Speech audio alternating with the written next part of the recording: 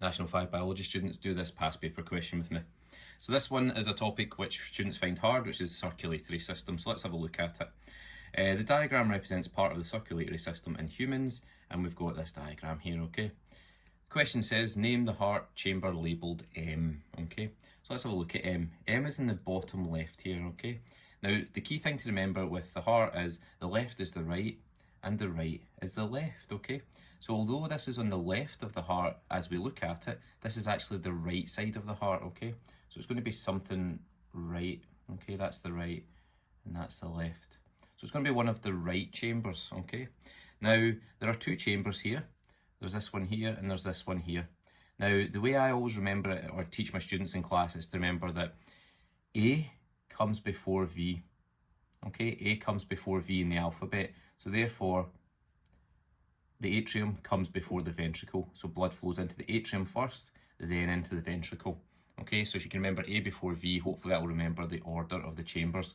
The other helpful thing to do is if I draw the outline of this chamber here, okay, what letter is it shaped like? A letter V, and that reminds me that that's going to be the ventricle, okay?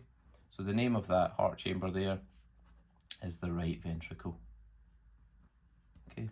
And obviously the one opposite is going to be the left ventricle, and this one up here is going to be the left atrium and the right atrium.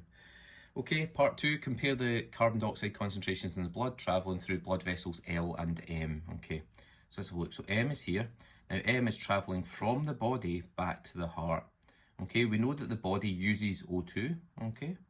It uses O2 and it produces CO2.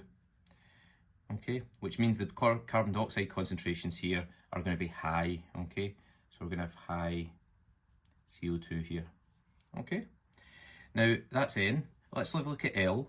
Now, L is going from the lungs to the heart.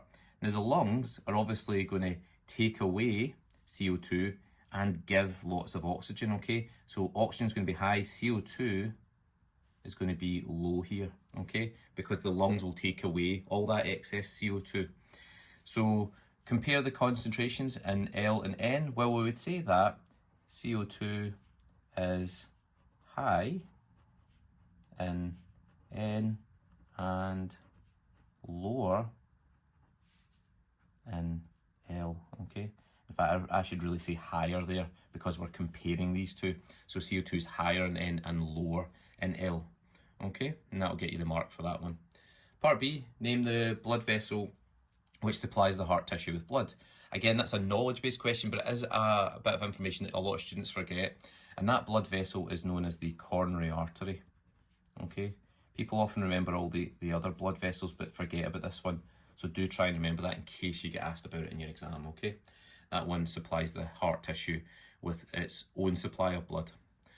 Part 2, explain why the heart muscle cells will stop contracting if this blood vessel becomes blocked. Okay, well, think about the things that the blood is taking to those heart muscle cells. It'll be taking things that allow it to contract, and it contracts due to ATP, which we get from aerobic respiration. So what do we need for aerobic respiration? Okay, well, we need oxygen. Okay, so no oxygen will get there.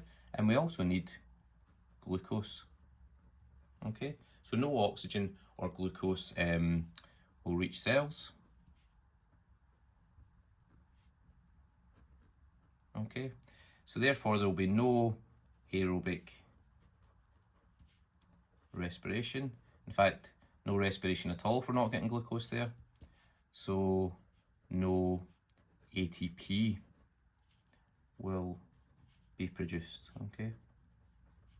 It's important for you to try and understand that process, that link between us getting oxygen into our body and getting glucose into our blood via our food, and why that's so important, because we need those two things in order for respiration to occur in our cells, for aerobic respiration, which produces that large number of ATP that allows us to carry out cellular activities such as muscle contraction, transmission of nerve impulse, protein synthesis and cell division, okay? So anyway, that's the answer we're looking for there for part B2. Hope that helps, folks, and I'll see you in the next one.